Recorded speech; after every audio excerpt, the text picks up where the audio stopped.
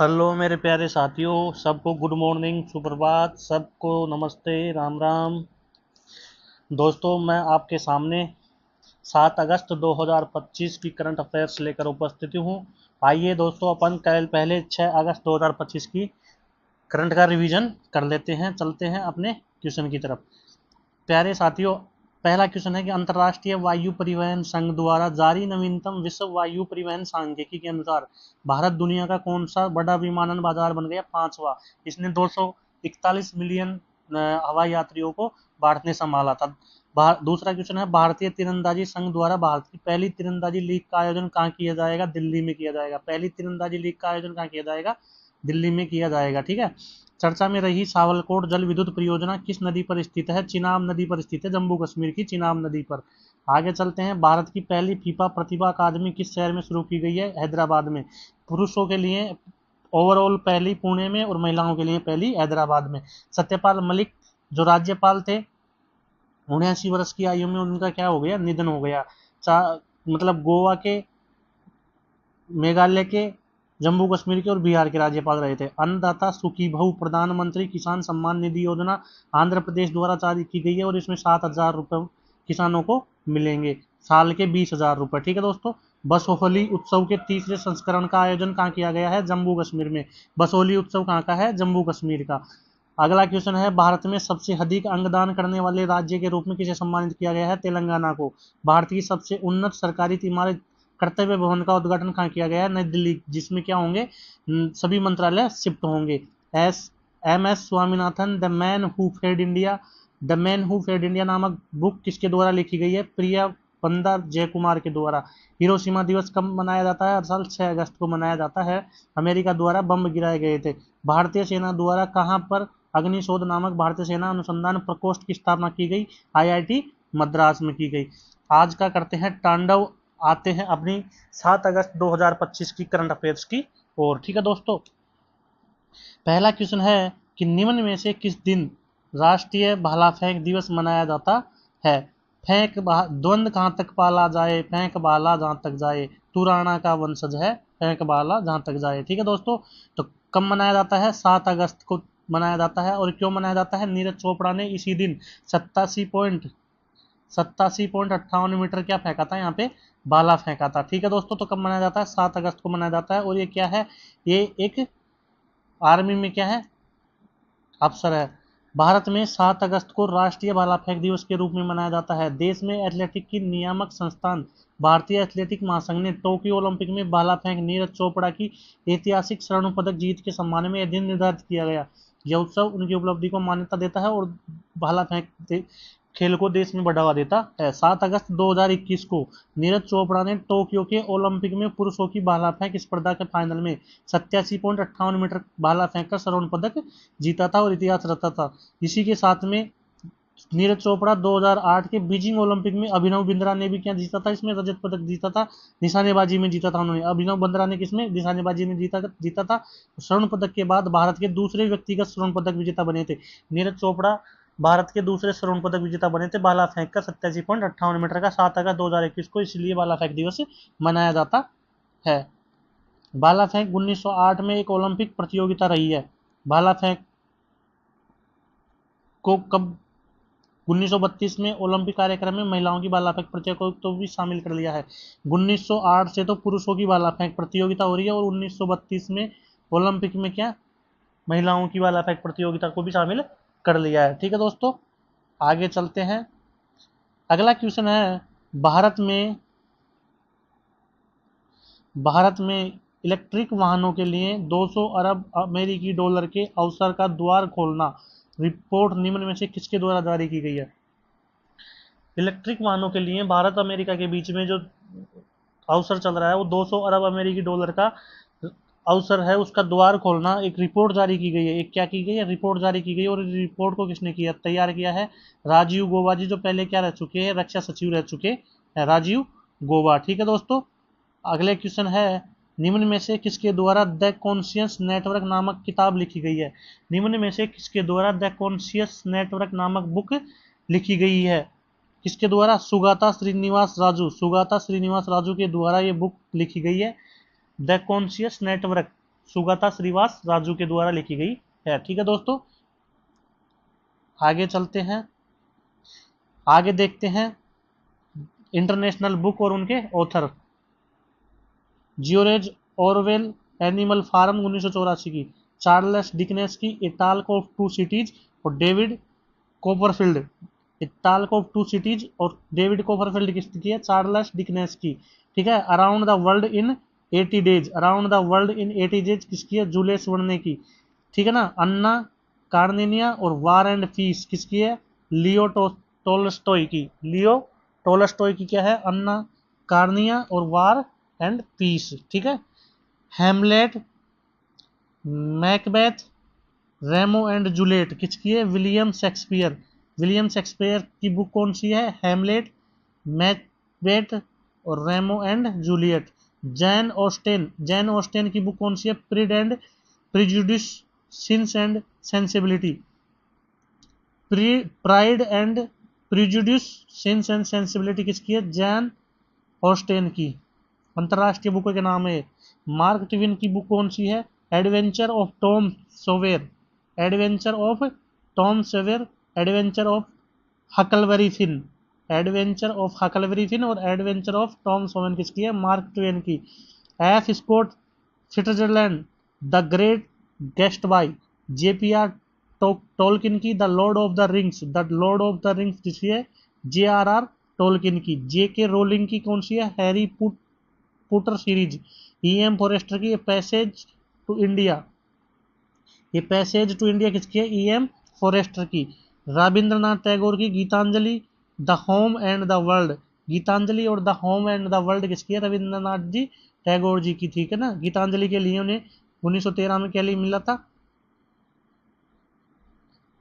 Award मिला हुआ। ठीक है दोस्तों, गीतांजलि रविंद्रनाथ टैगोर को 1913 में क्या मिला है, नोबेल पुरस्कार मिला हुआ है। ठीक है ना, आगे चलते हैं। आर के Narayan, the guide Malgudi days, the guide और मालगुडी डेज किसकी है, आर के नारायण जी की है। अरुंधति रॉय की बुक कौन सी है, The God of Small Things, The Ministry of Almost Happiness, The God of Small Thing और The Ministry of Almost Happiness किसकी है, अरुंधति राय की। विक्रांत सेठ की कौन सी है, सुटेबल बुआई, the Golden gate, Suitable Boy और The Golden Gate. Ruskin Bond की कौन सी है, The Room of on the Roof, छत पे ऊपर कमरा। A Flight of Pigeons, A Flight of Pigeons किसकी है, रस्किन बॉन्ड की। सलमान रुश्दी की कौन सी है, Midnight Children, The Satanic Verses, Satanic Verses और मिडनाइट चिल्ड्रन किसकी है, सलमान रुश्दी की। खुशवंत सिंह की कौन सी है, ट्रेन टू पाकिस्तान, दिल्ली ये नोवेल।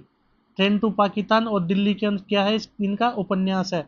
खुशवंत सिंह का उपन्यास क्या है, दिल्ली ये नोवेल है और ट्रेन टू पाकिस्तान इनकी बुक है। ठीक है दोस्तों, आगे है अमिताभ घोष की the glass piece, sea of poppies. एक तो कौन सी, द ग्लास पीस है और एक कौन सी है, सी ऑफ पॉपीज है, किसकी है, अमिताभ घोष की है। जवाहरलाल नेहरू की डिस्कवरी ऑफ इंडिया, कौन सी, Discovery of India Jawaharlal Nehru ji की है। और Glimpses of World History, Glimpses of World History भी जवाहरलाल नेहरू जी की है। मुल्क राज आनंद की कौन सी है, अनटचेबल और कुलाई, अनटचेबल और कुलाई किसकी है, मुल्क राज आनंद की। अनटचेबल बुक किसकी है, मुल्क राज आनंद की। ठीक है ना, इनकी क्लिप में काट के डाल दूंगा, तो इनको क्या कर लेना, रिवीजन कर लेना, इनमें से बुक पूछी जाती है। ठीक है दोस्तों, अगला क्वेश्चन है अपना, अगला क्वेश्चन क्या है कि निम्न में से किसे ऑस्ट्रेलियाई पर्यटन अभियान का ब्रांड एम्बेसडर नियुक्त किया गया है। किसे, ऑस्ट्रेलिया के पर्यटन का ब्रांड एम्बेसडर, ऑस्ट्रेलिया में पर्यटन का ब्रांड एम्बेसडर, पर्यटन अभियान है जिसका ब्रांड एम्बेसडर किसे चुना गया है, सचिन तेंदुलकर जी की बेटी सारा तेंदुलकर को ऑस्ट्रेलिया के पर्यटन अभियान का ब्रांड एम्बेसडर चुना गया है। ऑस्ट्रेलिया के पर्यटन अभियान का ब्रांड एम्बेसडर किसे चुना गया है, सारा तेंदुलकर को। हाल ही में चुने गए ब्रांड एम्बेसडर शिखर धवन को आईसीसी चैंपियन ट्रॉफी 2025 के लिए, आईसीसी चैंपियन ट्रॉफी 2025 के लिए किसे, शिखर धवन को। कार्तिक आर्यन को स्केचर्स के लिए, ऋषभ पंत को गोई बीबो के लिए, गोई बीबो का कौन है, ऋषभ पंत। ठीक है दोस्तों, अगले क्वेश्चन की तरफ चलते हैं। अगला क्वेश्चन है अपना, निम्न में से किसने हाल ही में आयोजित 2025 पैन अमेरिका हॉकी कप महिला वर्ग खिताब जीता है। पैन अमेरिका हॉकी वर्ग का पैन अमेरिका हॉकी में महिलाओं का खिताब किसने जीता है? अर्जेंटीना ने जीता है पैन अमेरिकी हॉकी कप। इसके बारे में जानते हैं। होस्ट किसने किया था पैन अमेरिकी हॉकी कप को? होस्ट किसने किया था पैन अमेरिकी हॉकी कप को? पैन अमेरिकी हॉकी कप को होस्ट किसने किया था? उरुग्वे ने किया था। और जीता कौन है? अर्जेंटीना 7वीं बार। कौन जीता है? अर्जेंटीना 7वीं बार। और अमेरिका क्या है? अमेरिका उप विजेता रहा है। तीसरे नंबर पे उरुग्वे रहा है। उरुग्वे में ही ये हुआ है, ठीक है ना। पैन अमेरिका हॉकी कप कहाँ हुआ है? उरुग्वे में हुआ है। अर्जेंटीना 7वीं बार जीता है, अमेरिका को हरा के जीता है। उरुग्वे तीसरे नंबर पे रहा है। टॉप स्कोरर कौन है? अगस्टिना जेलेनी, 10 गोल किए इन्होंने, ठीक है। बेस्ट प्लेयर कौन है? Manuela Vilar. और बेस्ट गोलकीपर कौन है? Kelsey Bing. किससे संबंधित है? पैन अमेरिका जो पैन अमेरिका क्या हॉकी कप है, किससे है ये? हॉकी से है, ठीक है दोस्तों। अगले क्वेश्चन की तरफ चलते हैं। कहाँ हुआ है? उरुग्वे में हुआ। पैन अमेरिका हॉकी कप कहाँ हुआ है? उरुग्वे में हुआ है। और अर्जेंटीना ने इसको जीता है 7वीं बार अमेरिका को हरा के। अगला क्वेश्चन है, निम्न में से कौन सा देश हाल ही में मध्यम दूरी की परमाणु शक्ति संधि से अलग हो गया है? मध्यम दूरी की परमाणु शक्ति से अलग हो गया है। इंटरमीडिएट रेंज न्यूक्लियर, IRNF, इससे क्या हो गया है? अलग हो गया है। यह संधि किस किस के बीच थी? यह संधि अमेरिका और रशिया के बीच थी। यह संधि अमेरिका और रशिया के बीच थी। इससे रशिया क्या हो गया? रशिया क्या हो गया? अलग हो गया। और ये क्यों हो गया आप सब जान रहे होंगे, क्योंकि जो रशिया के ऊपर दबाव डाल डाल करके, मतलब रशिया को ब्लेम कर करके, या रशिया से कोई भी व्यापार कर रहा है, कोई भी कुछ समझौता कर रहा है, तो उसको लेकर के उन देशों पर अमेरिका क्या कर रहा है? टैरिफ लगा रहा है। तो अभी तनाव क्या है? बढ़ रहा है, ठीक है ना।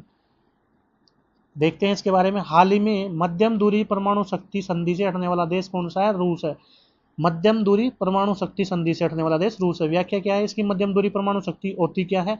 मध्यम दूरी की परमाणु शक्ति INF संधि संयुक्त राज्य अमेरिका और सोवियत संघ के बीच एक हथियार नियंत्रण संधि थी।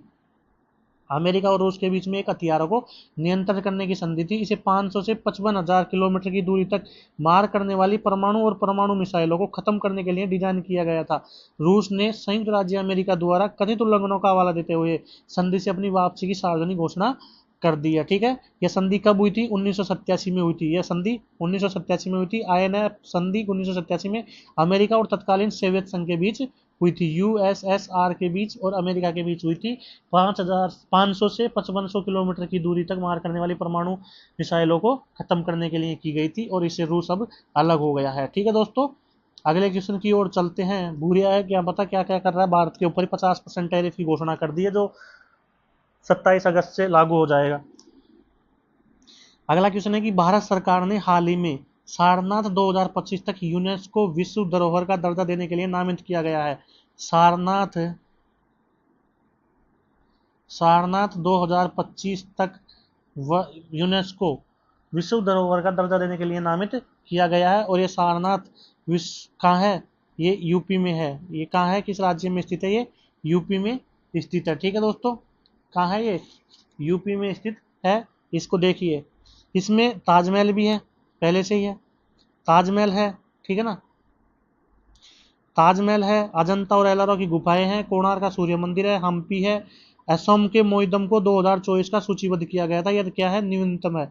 न्यूनतम यूनेस्को का वर्ल्ड हेरिटेज धरोहर सिटी कौन सी है? असम का मोइदम। असम का मोइदम। मोइदम क्या है? शमशान घाट, ठीक है ना। 47वें विश्व धरोहर समिति सत्र 2025 में भारत के लिए एक बार फिर गर्व का क्षण आया। 2024 में क्या? मोइदम। और अब न्यूनतम कौन सा है? महाराष्ट्र के दुर्ग शामिल कर लिए गए हैं ना, क्योंकि भारत के मराठा सैन्य परिदृश्यों को भारत के 44वें यूनेस्को वर्ल्ड हेरिटेज स्थल के रूप में माना गया है। 2024 में यूनेस्को ने असम के मोइदम अहोम राजवंश की राजधानी टीला दफन प्रणाली को अपनी प्रतिष्ठित विश्व धरोहर सूची में शामिल किया, जिसे भारत का 43वां नामित स्थल बना था। असम का मोइदम अहोम राजवंश का टीला दफन प्रणाली थी, ठीक है ना। ये कौन सा बना था? 43वां। और 44वीं कौन बन गया? मराठाओं के सैन्य परिदृश्य। मराठाओं के सैन्य परिदृश्य यानी कि मराठा किले 44वीं वर्ल्ड हेरिटेज धरोहर बन गई है, ठीक है दोस्तों। अगला क्वेश्चन है, आज का क्वेश्चन है अगला, निम्न में से किस स्थान पर इसरो ने गगनयान के लिए अंतरिक्ष यात्री जीवन का अनुकरण करने के लिए होप मिशन लॉन्च किया है? कौन सा मिशन लॉन्च किया है? होप मिशन लॉन्च किया है। ठीक है दोस्तों, और ये किस लिए किया है? गगनयान के लिए किया है। गगनयान भारत का पहला मानव रहित अंतरिक्ष यान होगा, ठीक है ना, जो 2027 में इसका लॉन्च करेगा भारत। ठीक है, तो इसके लिए कहाँ अनुकरण किया गया है? लद्दाख में किया गया है। इसरो ने गगनयान के लिए अंतरिक्ष यात्री जीवन का अनुकरण करने के लिए होप मिशन कहाँ किया गया? कहाँ लॉन्च किया गया? लद्दाख में लॉन्च किया गया है। लद्दाख में लॉन्च किया गया है। गगनयान के अंतिम चरण में पहुंचने के साथ ही भारत ने 2027 में मानव युक्त अंतरिक्ष उड़ान लक्ष्य रखा है। पहला मानव अंतरिक्ष यान 2027 की पहली तिमाही के लिए निर्धारित किए जाने के साथ भारत का पहला मानव अंतरिक्ष मिशन गगनयान कार्यक्रम अपने अंतिम चरण में प्रवेश कर गया है। तो शुभांशु शुक्ला जो गए थे अभी, ठीक है ना, लखनऊ के, उनके नाम पे लखनऊ में सड़क भी बन रही है, यूपी के थे, तो वो किसके थे? इसी गगनयान मिशन के क्या थे? यात्री है। सखी ऐप इसरो ने लॉन्च किया है। सखी ऐप को किसने लॉन्च किया? इसरो ने लॉन्च किया। और क्यों किया गया है? गगनयान के क्रू के लिए लाइफ लाइन VSSC का सखी ऐप गगनयान अंतरिक्ष यात्रियों को तकनीकी सहायता, स्वास्थ्य की निगरानी, मिशन प्रबंधन और निर्बाध संचार में सहायता करने के लिए ये ऐप का लॉन्च किया गया। सखी ऐप इसरो के द्वारा किया गया है। ठीक है, गगनयान के क्रू मेंबरों के लिए किया गया है। ठीक है दोस्तों, और होप मिशन कहाँ किया गया है? लद्दाख में किया गया। होप मिशन भी किससे संबंधित है? गगनयान से संबंधित है। अगले क्वेश्चन की तरफ चलते हैं। अगला क्वेश्चन है कि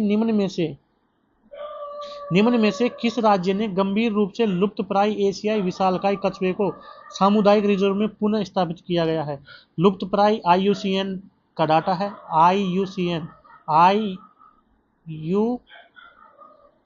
ठीक है ना, इंटरनेशनल यूनियन कंजर्वेशन नेचर, इसका डाटा है। और जो भी लुप्त प्राय प्रजाति होती है IUCN इनको रेड डाटा बुक में रखता है। कौन सी डाटा बुक में? लुप्त प्राय प्रजाति को रेड डाटा बुक में रखा जाता है। और ये एशियाई विशालकाय कछुए है, एशिया के विशालकाय कछुए जो हाथियों के आकार का जैसा दिखता है, इतना लंबा वो नहीं है लेकिन उसका जैसा दिखता है। तो इनको सामुदायिक रिजर्व में पुनः स्थापित किस राज्य ने किया है? नागालैंड राज्य में इनको पुनः स्थापित किया गया है। एशियाई विशालकाय कछुए, ठीक है ना। और ओलिडे रिले कछुए कहाँ है? उड़ीसा के तट पर है। ठीक है, ओलिडे रिले कछुए का वो भी क्या है? लुप्त प्राय है। वो कहाँ है? उड़ीसा के तट पर है। ये लुप्त प्राय एशियाई विशालकाय जो कछुए हैं इनको कहाँ सामुदायिक रिजर्व में पुनः स्थापित किया है? नागालैंड में किया है। आगे चलते हैं, इसके बारे में जानते हैं। हाल ही में नागालैंड वन विभाग और भारतीय कछुआ संरक्षण कार्यक्रम पहल के तहत 10 एशियाई विशाल कछुओं को नागालैंड के जेलियांग सामुदायिक रिजर्व में पुनः लाया गया है। कहाँ पे लाया गया है? जेलियांग सामुदायिक रिजर्व में लाया गया है। भारत का वन्यजीव संरक्षण अधिनियम 1972 अनुसूची 4 के तहत ये काम किया गया है। किसके तहत? वन्यजीव संरक्षण अधिनियम 1972 की अनुसूची 4 के तहत वन्यजीवों का संरक्षण किया जाता है। भारत 1969 में IUCN का एक राज्य सदस्य बना था। भारत IUCN का सदस्य कब बना था? 1969 में। IUCN का पूरा नाम international union for conservation of nature, international union for conservation of nature 1969 में भारत सदस्य बन गया। और भारत वन्यजीव संरक्षण अधिनियम 1972 की अनुसूची 4 के तहत एशियाई विशालकाय कछुओं का जो संरक्षण किया गया है और जेलियांग सामुदायिक रिजर्व में पुनः उनको लाए गए हैं नागालैंड में। IUCN का हेडक्वार्टर कहाँ है? जेनेवा स्विट्जरलैंड में है। IUCN का हेडक्वार्टर जेनेवा स्विट्जरलैंड में है। अगले क्वेश्चन की तरफ चलते हैं। अगला क्वेश्चन है, हाल ही में मोल्दोवा अंतर्राष्ट्रीय सौर संगठन का सदस्य बनने वाला कौन सा देश है? Moldova international solar alliance ISA की स्थापना कब हुई थी? 2016 में जलवायु पेरिस समझौते में प्रधानमंत्री ने फ्रांस में की थी, पेरिस में की थी, ठीक है ना, 2016 में ISA। और इस किसके सहयोग से की गई है? ये फ्रांस के सहयोग से क्या बनाया है? अंतर्राष्ट्रीय सौर गठबंधन बनाया है, यानी कि अंतर्राष्ट्रीय सोलर अलायंस बना है, जिसमें 121 देश शामिल हो चुके हैं। ठीक है दोस्तों, 121 देश इसमें शामिल हो चुके हैं। और मोल्डोवा उसी क्रम में 107वां देश क्या है? मोल्डोवा बना है। अभी इसमें कितने हैं? 121 देश है, छोटे मोटे, ठीक है ना। इसके बारे में देखते हैं। अंतर्राष्ट्रीय सौर गठबंधन, इंटरनेशनल सोलर अलायंस, ठीक है, और इसका पुराना नाम क्या है, अंतर्राष्ट्रीय सौर प्रौद्योगिकी एवं अनुप्रयोग अभिकरण, ठीक है। International agency for solar technology and application, सौर ऊर्जा पर आधारित 121 देशों का एक सहयोग संगठन है, जिसका शुभारंभ भारत व फ्रांस द्वारा 30 नवंबर 2015 को पेरिस में किया गया था। यह भारत के प्रधानमंत्री नरेंद्र मोदी जी द्वारा किया गया था। घोषणा 2015 में की गई थी, लेकिन इसका जो प्रारंभ हुआ था ये 2016 से हुआ था, ठीक है ना। घोषणा को जो जलवायु का वो चल रहा था, सम्मेलन चल रहा था पेरिस में, पेरिस जलवायु सम्मेलन चल रहा था फ्रांस में, उसी टाइम पे 2015 में इसकी क्या की थी, घोषणा की थी, ठीक है ना। 2015 में मोदी जी ने घोषणा की थी और 2016 में इसको मतलब लागू कर दिया था, 2016 को उद्घाटन कर दिया था। इस संगठन का अंतरिम सचिवालय राष्ट्रीय सौर ऊर्जा संस्थान गवाल पहाड़ी गुरुग्राम में जनपद में बनाया गया है। इसका मुख्य हेडक्वार्टर कहाँ है, गुरुग्राम में है, अपना गुरुग्राम, ठीक है दोस्तों। आगे चलते हैं, और भारत में ये एकमात्र इंटरनेशनल संगठन का हेडक्वार्टर है। अगले क्वेश्चन की तरफ चलते हैं कि निम्न में से कौन किशोर कानून के तहत सांकेतिक भाषा विशेषज्ञों को सूचीबद्ध करने वाला पहला राज्य बन गया है। किशोर कानून के तहत सांकेतिक भाषा विशेषज्ञों को सूचीबद्ध करने वाला पहला राज्य कौन सा बन गया है, पंजाब बन गया है। पंजाब, पंजाब किसके किशोर जो कानून है उसके तहत में सांकेतिक भाषा विशेषज्ञों को सूचीबद्ध करने वाला पहला राज्य बन गया है। अब चलते हैं इसके बारे में देखते हैं। पंजाब भारत का पहला राज्य बन गया है जिसमें किशोर न्याय अधिनियम 2015 के तहत सांकेतिक भाषा दुभाषियों, अनुवादकों और विशेष शिक्षकों को सूचीबद्ध किया है, ताकि सभी के लिए, विशेष रूप से श्रवण और भाषण विकलांग बच्चों के लिए सुलभ और संवेदनशील न्याय सुनिश्चित किया जा सके। सामाजिक सुरक्षा, महिला एवं बाल विकास मंत्री कौन है, मंत्री डॉक्टर बलजीत कौर ने यह घोषणा की। इन विशेषज्ञों को जरूरतमंद बच्चों को सहायता सेवाएं प्रदान करने के लिए जिलेवार तैयार किए जाएगा। ये पंजाब की मंत्री है, ठीक है दोस्तों। आगे चलते हैं, अगला क्वेश्चन है, निम्न में से किस देश में दुनिया के सबसे दुर्लभ रक्त समूह CRIB की खोज की गई है। दुनिया का सबसे दुर्लभ रक्त समूह है, दुनिया का सबसे दुर्लभ कैसा है, दुर्लभ ब्लड ग्रुप, इसकी खोज कहाँ की गई है, न्यूजीलैंड में की गई है। इसकी खोज क्या की गई है, न्यूजीलैंड में की गई है, क्या भारत में की गई है, न्यूजीलैंड में तो पहली बार मिला था ये, और इसकी अब प्रेजेंट में खोज क्या की गई है, भारत में की गई है। दुनिया किस देश में दुनिया के सबसे दुर्लभ रक्त समूह की खोज कहाँ की गई है, भारत में की गई है, ठीक है। भारत में कहाँ मिली है, बेंगलोर में मिली है, बेंगलोर में मिली है। और अब भारत और ब्रिटेन के वैज्ञानिकों ने मिलकर इसकी खोज की। दुनिया का सबसे दुर्लभ रक्त समूह है CRIB, भारत में खोजा गया है। यह 38 वर्षीय महिला में मिला, इसे क्रोमर इंडिया बेंगलोर नाम दिया है। CRIB क्रोमर इंडिया बेंगलुरु नाम दिया। यह खोज भारत और ब्रिटेन के वैज्ञानिकों ने मिलकर की है। CRIB एक दुर्लभ रक्त समूह है, क्रोमोर रक्त समूह प्रणाली के अंतर्गत वर्गीकृत किया गया है, ठीक है दोस्तों। किस में खोजा गया है, इसलिए ये न्यूजीलैंड में नहीं, इंडिया में खोजा गया है। कहाँ खोजा गया है, ये अपने इंडिया में खोजा गया है, ठीक है दोस्तों। अगले क्वेश्चन की तरफ चलते हैं। अगला क्वेश्चन है और आज का अंतिम क्वेश्चन है कि निम्न में से किस देश में WHO IRCH हर्बल मेडिसिन सुरक्षा कार्यशाला की मेजबानी की जाएगी। ये भी कहाँ की जाएगी, अपने भारत में की जाएगी। WHO IRCH हर्बल मेडिसिन सुरक्षा कार्यशाला, WHO और IRCH की जो हर्बल मेडिसिन की कार्यशाला है, इसकी मेजबानी कौन करेगा, अपना इंडिया करेगा। जिसके बारे में जानते हैं कि भारत 6 और 8 अगस्त, भारत 6 से 8 अगस्त 2025 तक WHO IRCH हर्बल मेडिसिन सुरक्षा कार्यशाला की मेजबानी कर रहा है। यह कार्यशाला गाजियाबाद में आयोजित की जाएगी और इसका आयोजन आयुष मंत्रालय द्वारा WHO के सहयोग से किया जा रहा है। कौन, आयुष मंत्रालय द्वारा किया जा रहा है, WHO के सहयोग से किया जाता है। मेडिसिन सुरक्षा कार्यशाला की मेजबानी कर रहा है और ये कहाँ किया जा रहा है, यूपी के गाजियाबाद में किया जा रहा है, ठीक है दोस्तों। तो आप सबको धन्यवाद, आपको बहुत बहुत प्यार। एक बार फिर से आप सभी का दिन मंगलमय हो, सभी को गुड मॉर्निंग, सभी को क्या थैंक यू दोस्तों। करंट अफेयर्स आपको कैसी लग रही है, चैनल को ज़्यादा से ज़्यादा शेयर कीजिए और चैनल को क्या कीजिए, सब्सक्राइब कीजिए, ठीक है ना दोस्तों। चैनल को सब्सक्राइब कीजिए और बेल आइकन को दबा लीजिए जिससे आपको नोटिफिकेशन मिल जाए। और कमेंट करके बताइए हमें कि आपको क्लास कैसी लग रही है, और लाइक एंड शेयर अवश्य करिए। ठीक है दोस्तों, तो धन्यवाद सभी को एक बार फिर से। आपका दिन मंगलमय हो, शुभकामनाएं मेरी। Thank you.